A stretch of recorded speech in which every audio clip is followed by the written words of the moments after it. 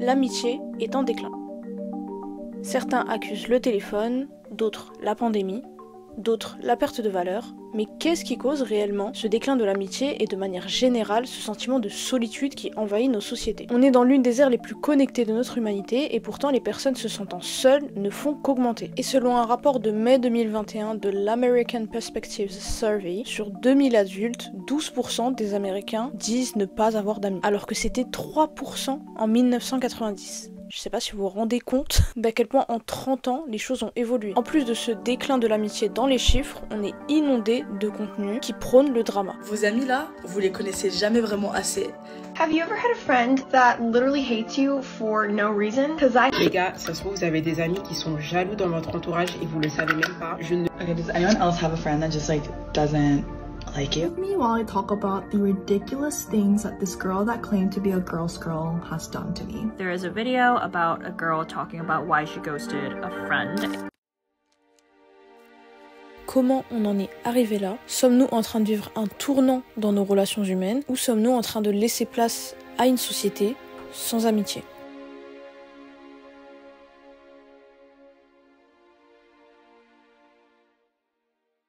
Vous avez pas l'impression qu'il y a un problème là?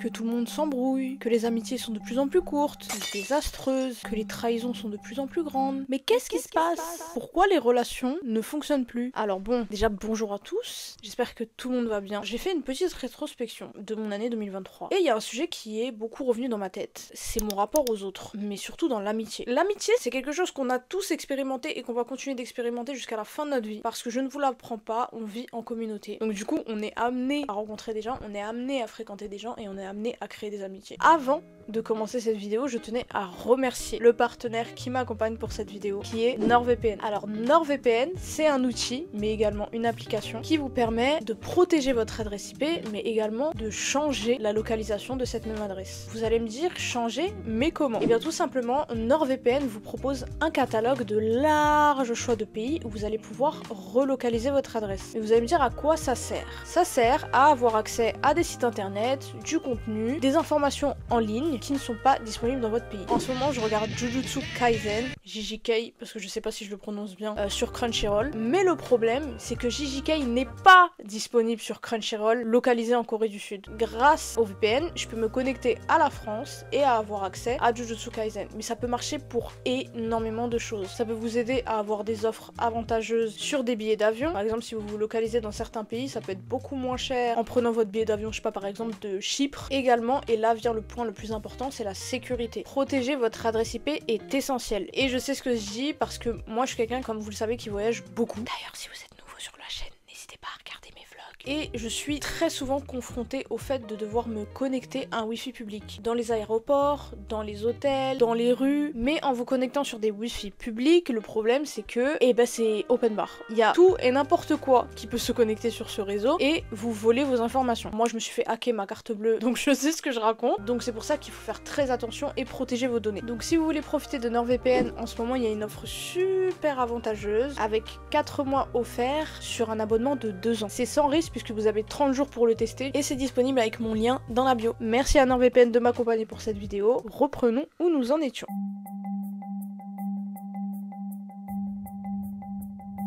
Est-ce que vous saviez que la solitude avait les mêmes effets que la faim ou la soif? On sait que la solitude est un sentiment commun que beaucoup expérimentent. C'est comme avoir faim ou soif, c'est une sensation que notre corps nous envoie quand quelque chose nous manque pour survivre. Docteur Vivek Murthy, administrateur de la santé publique des États-Unis. Également, d'après les récentes études menées par une équipe de chercheurs de l'université de Glasgow en Angleterre, les personnes seules et isolées ont un risque plus élevé de maladies cardiovasculaires et de mort précoce. Vous imaginez bien qu'avec tous les effets néfastes que ça a sur la santé physique, la santé mentale n'y échappe également pas. Dépression, anxiété, mais les effets dramatiques, psychologiques et physiques de la solitude ne touchent pas seulement les adultes, ça touche les enfants et ce depuis le plus jeune âge. Le docteur Niobe Way, professeur de psychologie du développement et fondatrice du projet pour l'avancement de notre humanité commune à l'université de New York, a enquêté pendant 20 ans sur l'impact de la solitude chez les jeunes garçons. Et elle accuse la société. Et elle réalise que de nos jours, chez les jeunes garçons, 2 choses étaient perçues comme honteuses. 1. La vulnérabilité et 2. La trahison. Vulnérabilité par le fait d'exposer ses faiblesses, ses peurs, d'en parler, en bref, d'être à nu face à ses amis. Et trahison par c'est soit les potes, soit les filles. Et ces notions dans l'amitié entre les jeunes garçons causent une chose, l'isolement. L'impression de ne pas être écouté, de ne pas pouvoir se confier et finalement ce sentiment d'être entouré d'amis mais complètement seul. Malgré les stéréotypes sur les garçons adolescents, leur besoin d'amitié intime est aussi puissant que pour les filles. Les garçons craignent d'être considérés comme trop féminins ou même gays pour avoir exprimé des attachements les uns aux autres, même juste pour les avoir ressentis. Ils disent ouvertement « j'ai besoin de lui, il me manque, mais je suis pas gay hein ». Et le docteur Nao Biwei a même fini par observer qu'autour de 15 et 16 ans, le taux de suicide était 4 fois plus élevé chez les garçons que chez les filles. Alors quand on sait à quel point avoir un ami sur qui compter et à qui se confier c'est important pour notre bien-être, mais au-delà de ça même pour notre survie, pourquoi est-ce si dur de se faire des amis ? À l'âge adulte, c'est plutôt le capitalisme qu'on accuse, qui finalement est un peu notre société, j'ai envie de dire. S'enrichir toujours plus est devenu l'objectif de la majorité d'entre nous, et l'inflation mondiale n'arrange rien. Tout ce temps passé à travailler pour accomplir fait qu'on a plus de temps. Plus de temps pour nous et plus de temps pour les autres. Et au cours de notre vie, nos amitiés se forment dans 3 milieux importants. L'école, le travail et les hobbies. Sauf que qui dit capitalisme dit argent et succès. Et pour arriver à nos fins, il faut virer tout ce qui n'est pas monétisable. Et par conséquent, on vire les hobbies. Sauf que les hobbies, c'est essentiel d'un point de vue du bien-être. En plus de se dépenser physiquement, on augmente son estime de soi parce qu'on se concentre sur des activités qu'on aime réellement et pour lesquelles on est doué. Mais les hobbies, c'est surtout essentiel d'un point de vue relationnel. On y apprend l'esprit d'équipe, la vie en communauté, l'acceptation des autres, la résilience, savoir des fois laisser la place à l'autre ou s'imposer. Tout ça, on apprend à le réguler en étant au plus au contact des autres. Et aller faire du skate, s'inscrire à un club de lecture, toutes ces activités qui nous permettent de créer des groupes d'amis en fonction de nos passions, a été remplacé par un second job, des heures d'études prolongées ou encore nos téléphones. Et j'ai fait l'expérience de la solitude de 2020 à 2022, la période où je faisais des études de langue à l'université à Séoul. J'avais un examen par semaine, un grand examen toutes les 3 semaines et obligation d'avoir 70 sur 100 minimum pour réussir mon semestre, sinon ça passait pas. En bref, j'avais le temps pour rien, ni les gens, ni mes hobbies, ni moi-même. Même mon hygiène, même ma santé y passait. Et je me suis surprise à faire des trucs un peu bizarres pendant cette période, comme parler toute seule. Fréquemment. Et la fois où je m'en suis rendu compte, c'est la fois où j'étais en pleine discussion et mon téléphone a sonné. Et quand mon téléphone a sonné, en fait, ça m'a coupé dans ma discussion. Et là, je me suis rendu compte que je parlais toute seule depuis un bon 20 minutes. Non, c'est réellement des réelles discussions, d'accord ? Il y avait un échange entre moi et moi. Je rigolais à mes propres blagues. Et avec le recul, en fait, je me rends compte que c'était un moyen, à cette époque-là, de survivre. Parce que j'étais seule, dans un pays où personne ne parlait ma langue, j'avais personne avec qui parler ma langue. Je sais pas si vous vous rendez compte de la dinguerie. Mais en bref, ça me fait venir à un aspect important dans la construction de nos relations, qui est le temps. Au-delà des hobbies, le capitalisme, mais surtout les nouvelles technologies, nous font perdre la notion essentielle qui est le temps. Et je sais pas si vous avez remarqué, mais nous-mêmes, on s'en plaint tous les jours. Il n'y a pas un jour qui est passé sans que vous ayez pas entendu quelqu'un dire « Ah, le temps, ça passe vite en ce moment !» Dans son livre « À la recherche du temps », Nicole Aubert dit « Toute l'histoire de notre rapport au temps est marquée par une progressive accélération du rythme de la vie. Mais cette accélération s'est elle-même considérablement accélérée avec l'apparition puis la généralisation de l'usage des nouvelles technologies de la communication, à partir des années 1990. Pour saisir l'ampleur de cette mutation, il suffit d'observer l'évolution des métaphores que nous employons pour parler du temps. Les plus anciennes font référence à l'idée de flux et de fuite du temps. Le temps s'écoule, le temps passe, le temps fuit, le temps s'en va, tandis que celles apparues avec les débuts du capitalisme ont trait à la notion de possession et de rentabilité. Avoir du temps, manquer de temps, perdre son temps, gagner du temps, et bien évidemment le classique, le temps, c'est de l'argent. Et l'importance qu'on donne à nos téléphones sont aussi une conséquence de ce sentiment de manque de temps et de solitude. Sur une étude française menée par Ramsay Santé sur 500 jeunes âgés de 15 à 25 ans, 38% se déclarent addicts à leur téléphone et 34% décrivent leur relation avec leur téléphone comme négative. Mais le plus marquant dans tout ça, c'est que 51% déclarent utiliser leur téléphone portable pour créer ou entretenir un lien social, et pourtant, dans le même temps, 17% des sondés estiment que le téléphone portable peut altérer leur relation avec leurs proches, un chiffre qui s'élève jusqu'à 24% chez les jeunes actifs. Bah oui, parce que l'amitié ça prend du temps, et le temps, on n'en a plus. Et pour pallier ce manque de temps pour créer des amitiés, on nous mâche le travail. On a maintenant les applications, les réseaux sociaux, se faire un ami est devenu aussi accessible que faire une recherche Google.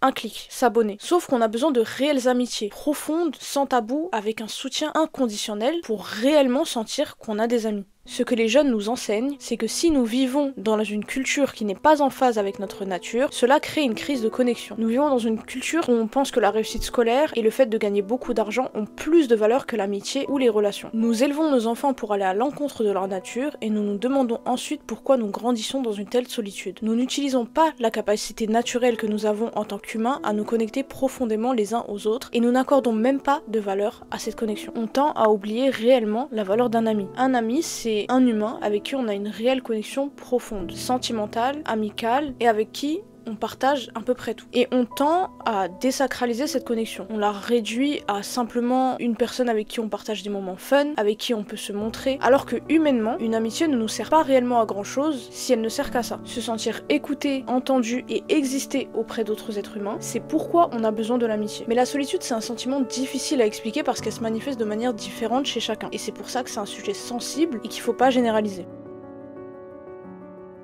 Je pense que vous êtes tous déjà sentis seuls au milieu d'un groupe d'amis. On peut ressentir la solitude en étant entouré, comme être totalement comblé dans des moments seuls. Vous avez déjà dû vous sentir hyper heureux en faisant une activité que vous aimiez, en étant seul, comme cuisiner, lire, voyager par exemple. Et pour vous illustrer ça, je vais raconter un peu mon histoire. Ça fait maintenant 3 ans que j'ai déménagé en Corée du Sud et 1 an que je voyage autour de l'Asie. Et cette année, c'est une année où de par mes voyages, j'étais loin de chez moi, de mes repères et donc de toute zone de confort habituelle. Par conséquent, j'ai beaucoup appris sur moi et mon rapport aux autres. Durant mes voyages, il y en a un où je me suis sentie particulièrement seule, et je pense que vous allez être étonnés, c'est mon voyage en Malaisie. Je pense savoir pourquoi je me suis sentie seule en Malaisie, c'est parce que j'ai un truc en commun avec la Malaisie, c'est la religion. Je pensais qu'être entourée de gens comme moi allait me faire sentir entourée, mais aussi surprenant que ça l'est, ça a été tout le contraire. La plupart de mes souvenirs autour de l'islam sont en lien avec ma famille ou mon pays d'origine. Faire face à cette partie de mon identité en étant seule, ça m'a renvoyé à la réalité qui est que je suis loin de mes proches, je suis loin de mes amis, loin de mes racines, et par conséquent, loin de qui je suis réellement. Par là, je veux dire que, par exemple, une chose aussi anodine qui est de manger, rompre mon jeûne, à ce moment-là, quand j'étais en Malaisie, bah je l'ai fait seule, et ça a été particulièrement pesant. Et au bout de quelques jours en Malaisie, il y a quelque chose qui s'est passé en moi, c'est une envie forte de faire des connexions et de rencontrer des gens. J'avais ce besoin de partager mon repas avec d'autres personnes, j'avais ce besoin d'aller à la mosquée avec d'autres personnes, j'avais ce besoin de partager des discussions, de partager des débats, et du coup, cette envie de connexion, elle m'a fait prévaloir la rencontre à la méfiance. Parce que ce qui nous empêche en tant qu'humains en général d'aller vers les autres, c'est la méfiance, la peur. Et malgré cette petite voix au fond de moi qui me disait non, on n'y va pas, on sait jamais, les gens ils sont malveillants, les gens ils peuvent être mauvais, je me suis ouverte et de fil en aiguille, je me suis rendu compte que je pouvais compter sur les autres. J'ai rencontré des gens au hasard, j'ai fini par manger avec eux. Je me suis fait un groupe de potes avec qui maintenant je suis très amie, encore aujourd'hui. Ce voyage, ça a eu un impact sur mon rapport aux autres. J'ai beaucoup moins peur d'accorder ma confiance. Et puis je suis maintenant dans une optique où tout humain est digne de confiance. Si il n'est pas digne de cette confiance, et ben moi je perds rien puisque j'aurais juste donné une chance à l'humanité. Si elle veut pas prendre la main que je lui tends, bah tant pis quoi. Après, comme je vous l'ai dit plus tôt, il y a une différence entre se sentir seul et être seul. Et je l'ai vu dans d'autres de mes voyages, par exemple au Japon. Mes meilleurs souvenirs seuls ont été mes moments passés au Japon. Et je pense que c'est parce que mes souvenirs liés au Japon, ils sont beaucoup plus liés à des souvenirs personnels. Ils font écho à des souvenirs d'enfance, d'adolescence, enfin de films que je regardais, de mangas que je lisais, d'animés que je regardais. En bref, toute cette culture japonaise dans laquelle je m'étais réfugiée quand j'étais petite, qui n'a pas grandi avec les mangas et les animés, sérieusement. Et ben en fait, ça fait que quand je suis allée au Japon, très bizarre à dire, hein, mais j'avais ce sentiment de confort et tous mes voyages au Japon restent des moments formidables, même quand j'ai été très seule pendant des jours et des jours. Et comme on a bifurqué un petit peu sur le sujet de la culture, parlons pop culture et amitié.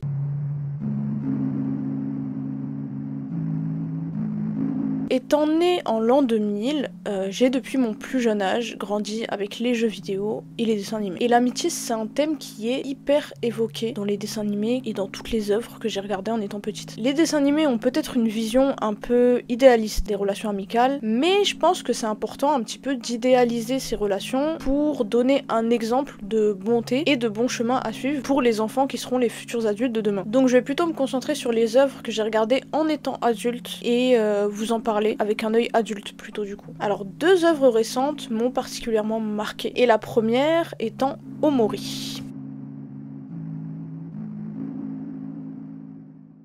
Omori, c'est un jeu vidéo de rôle en pixels qui nous fait plonger dans les souvenirs tragiques d'un garçon nommé Omori et de ses amis. C'est un jeu vidéo auquel je joue en ce moment qui m'a beaucoup plu par son storytelling touchant, mettant en lumière l'impact des événements tragiques vécus étant enfant et comment ils peuvent avoir des effets néfastes sur la santé mentale et laisser des traumatismes. Et un aspect de ce jeu m'a beaucoup touché, c'est l'importance de l'amitié dans les moments difficiles. À travers le jeu, on va explorer le cerveau un petit peu de Omori dans 3 mondes. Le premier, ses souvenirs, le deuxième, ses rêves, et le troisième, la pièce blanche. Alors la pièce blanche, c'est la réalité d'Omori. Seul et isolé, il doit faire face à ses anciens démons qui le rongent, finissant même par commettre l'irréparable. Tandis que dans ses rêves, on explore un monde qui est comme sorti de l'imaginaire d'un enfant. On y croise des parcs, des monstres, les nourritures pour se donner de la force, ça ressemble vraiment aux nourritures qu'on veut manger en étant petit, des sodas, des pizzas, des frites, et les amis d'Omori, avec qui on va faire équipe tout le long de la traversée de ce monde. Et la troisième partie, un peu moins drôle, qui est les souvenirs. On affronte le passé et la source du traumatisme d'Omori et de ses amis. Alors j'ai pas encore fini le jeu, mais à force de jouer, je me suis rendu compte d'une chose, c'est la différence entre les souvenirs d'Omori et ses rêves, mais dans ses relations amicales. Dans ses rêves, ses amis sont là pour lui, ils l'encouragent quand il est face à ses peurs, on sent un soutien inconditionnel de la part de ses amis, avec des mots doux, rassurants, et ce qui est hyper touchant. Sauf qu'on le sait, dans la réalité, après un tragique incident, les humains ne réagissent pas de la même manière. On fait alors face à un groupe d'amis déchirés et en colère, on voit alors la pluralité des personnalités et comment chacun réagit différemment face à un traumatisme. L'isolement, le déni, la colère ou encore la compassion. Avec cette différence entre rêve et souvenir, on comprend alors que dans ses rêves, Omori nous montre comment il aurait voulu que ses amitiés soient dans ces moments difficiles, alors que dans les souvenirs du passé, on voit la réalité et la complexité de ses amitiés. Et j'ai décidé de parler d'Omori parce que je trouve que c'est un jeu qui reflète tellement bien notre désir d'avoir des amitiés sincères, inconditionnelles, sauf qu'en réalité c'est beaucoup plus compliqué que ça demande du temps, ça demande des sacrifices. Maintenant parlons de la deuxième œuvre qui m'a marqué, c'est le dernier film de Hayao Miyazaki avec les studios Ghibli, à savoir Le Garçon et le Héron. Je vais un peu spoiler le film, donc si vous voulez pas être spoilé, je vous conseille de passer ce passage. Ou sinon d'aller regarder le film et de revenir sur cette vidéo. Alors ce film m'a particulièrement marqué dans la manière dont il portrait l'amitié, puisqu'il aborde un point important dans toute amitié, à savoir la confiance. Dans Le Garçon et le Héron, on va suivre Mahito, le personnage principal, dans le deuil de sa mère. Après le décès de sa mère, Mahito et son père qui va se remarier avec la sœur de sa femme, je suppose que ça se faisait avant, et ils décident d'emménager dans la maison familiale de campagne. Et c'est là que le Héron entre en scène. Un jour, le Héron décide de l'appâter en lui faisant croire qu'il va lui montrer sa mère, qui est décédée, mais il finit par le trahir et ne lui donne qu'une illusion de sa mère. Donc on la voit fondre comme ça, c'est déchirant. Et malgré cette trahison du Héron, Mahito ne peut plus reculer. Il doit faire face au deuil de sa mère et il décide donc de suivre le Héron dans son monde. Et au fur et à mesure, les deux personnages ils se rendent compte qu'ils vont avoir besoin l'un de l'autre pour survivre dans leurs aventures. Et là on assiste à quelque chose de beau, qui est la création d'une amitié. On voit que face à la survie, Mahito et le Héron sont passés d'une relation très conflictuelle et sur la méfiance à une amitié soudée et pleine de confiance. Ce film et tous les films de Miyazaki en général, ils prônent une vision des liens entre les humains qui est très émotionnelle et profondément connectée, malgré leur complexité. Alors je trouve que c'est des valeurs très universelles et je pense que c'est pour ça que les films de Miyazaki marchent autant, parce que ça prône des valeurs qui parlent à tout le monde. Ça prône l'amour, la paix et l'égalité entre les humains. Miyazaki nous montre que même si on n'est pas tous d'accord, comme par exemple le prince Ashitaka et Dame Eboshi dans Princesse Mononoke, on doit compter sur tous. Parce que malgré nos divergences, on a un point commun, l'humanité. Et que pour faire survivre cette humanité, on a tous besoin les uns des autres. Pour conclure cette vidéo, eh bien je pense que je n'ai pas de conclusion. Je pense que je vais vous laisser à vous la conclusion de cette vidéo, votre avis sur nos relations actuelles. Est-ce que vous avez de l'espoir? Est-ce que vous pensez que ça va s'arranger? Et vous, comment vous faites fonctionner vos amitiés? N'hésitez pas à me donner votre avis en commentaire. Merci d'avoir écouté jusqu'au bout, j'espère que ça n'a pas été très long, que ça a été très clair. Je tiens pour finir à remercier NordVPN de m'avoir accompagné pour cette vidéo. N'oubliez pas de passer par le lien dans ma bio pour profiter de l'offre. Mais moi je dirais juste que je pense que notre société a réussi à rendre compliqué ce qui est de base inné chez nous, même si on est dans une société plus divisée que jamais. N'oublions pas notre vraie nature qui est tout naturellement d'aller vers les autres.